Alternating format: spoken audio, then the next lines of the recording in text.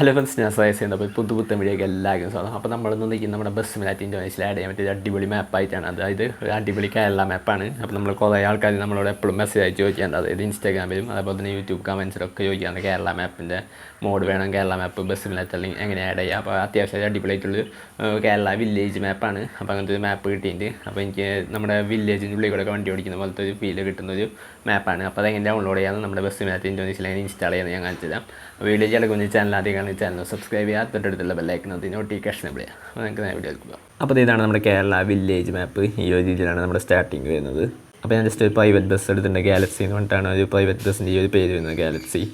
അപ്പോൾ ഇതേപോലെ ഇങ്ങനെ കുറേ റോഡുകൾ സംഭവങ്ങളൊക്കെ ഉണ്ട്. അപ്പോൾ ഇങ്ങനെ ഉള്ളിലേക്ക് പോയ കുറച്ച് ഗ്രാമം, അതായത് വില്ലേജ് പോലത്തെ സംഭവങ്ങൾ കാണിച്ചു തരാം. ഇങ്ങനെ കുറച്ചധികം പോകണം. അപ്പോൾ ഇങ്ങനെ രണ്ട് സൈഡിലും നിറച്ച് മരങ്ങളും പച്ചപ്പും അങ്ങനെ സംഭവങ്ങളൊക്കെ ആയിട്ട് കാണാൻ പറ്റും. അപ്പോൾ അതിവിടെ ജസ്റ്റ് ഈ ഒരു വഴിയിൻ്റെ ഉള്ളിൽ കൂടെ പോകാൻ പറ്റും.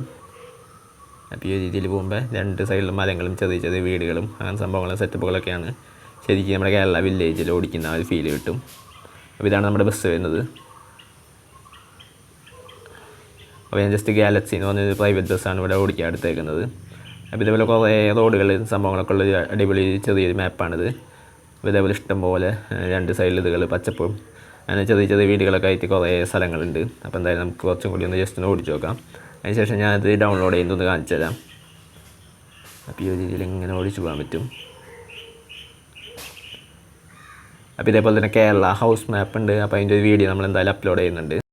അപ്പോൾ അതിനായിട്ട് ഈ ഒരു ആപ്ലിക്കേഷൻ ഡൗൺലോഡ് ചെയ്യണം. മാപ്പ് മോഡ് ബസ് ഐ ഡി എന്നാണ് ആപ്ലിക്കേഷൻ്റെ പേര്. അപ്പോൾ ഡൗൺലോഡ് ചെയ്തതിന് ശേഷം ഓപ്പൺ ചെയ്യുക. അപ്പോൾ ഓപ്പൺ ചെയ്യുമ്പോൾ ഇതേപോലെ ഒരു പേജ് അതിന് ഓപ്പൺ ആയിട്ട് വരാം. KBRൻ്റെ ഒരു ആപ്പാണിത്. അപ്പോൾ ഓപ്പൺ ചെയ്യുമ്പോൾ ഈ ഒരു രീതിയിലായിരിക്കും അത് ഇഷ്ടംപോലെ മാപ്പുകളുള്ളൊരു അടിപൊളി ആപ്ലിക്കേഷനാണിത്.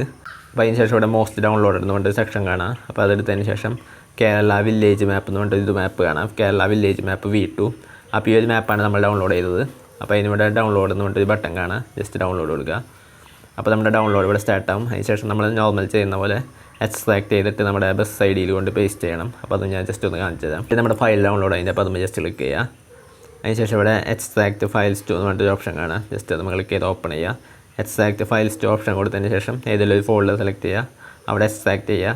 അതിനുശേഷം നമുക്കതൊന്ന് കോപ്പി ചെയ്ത് പേസ്റ്റ് ചെയ്യണം. അപ്പോൾ ഞാൻ ജസ്റ്റ് കാണിച്ചു തരാം. അപ്പോൾ അതേ നമ്മുടെ എക്സ്ട്രാക്ഷൻ ഇവിടെ കംപ്ലീറ്റ് ആയിട്ട്. അപ്പോൾ അത് ഓപ്പൺ ചെയ്യുമ്പോൾ ഇതേപോലെ ഒരു ഫയലായിരിക്കും.